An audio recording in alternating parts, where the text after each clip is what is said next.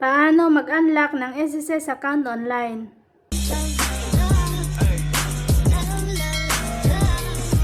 Paano mag-unlock ng SSS account online?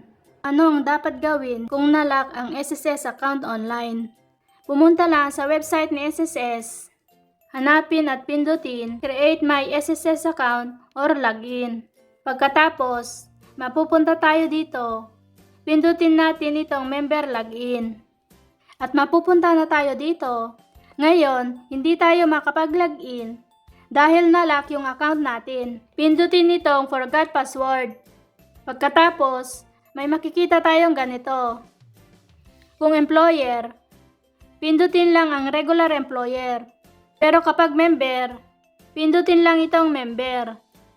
At pagkatapos, may dalawang option dito. Pwede tayong pumili kung multi-factor authentication o kaya ang security question.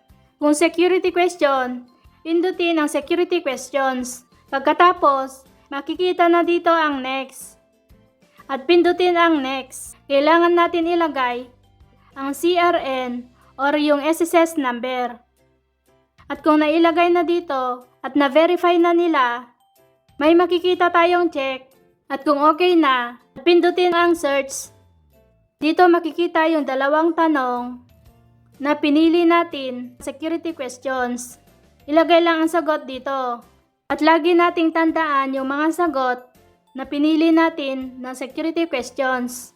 At kung nailagay nyo na at na-verify na at may nakikita tayong check, pagkatapos pindutin ang proceed. At may makikita tayong ganito.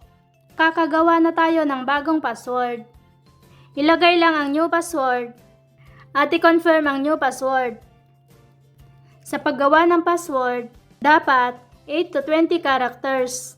Dapat may isang number, may isang letra na malaki, at isang letra na maliit, at dapat may special characters. Kapag okay na, pindutin ang submit. Are you sure you are about to change your password? Pindutin ang yes. Pagkatapos may makikita tayong ganito. Your password has been updated successfully. You may now log in into your account. At pwede na tayong mag-login. Para makapag-login, pindutin natin itong back to login. Ganun lang kadali ang mag-unlock ng account sa SSS.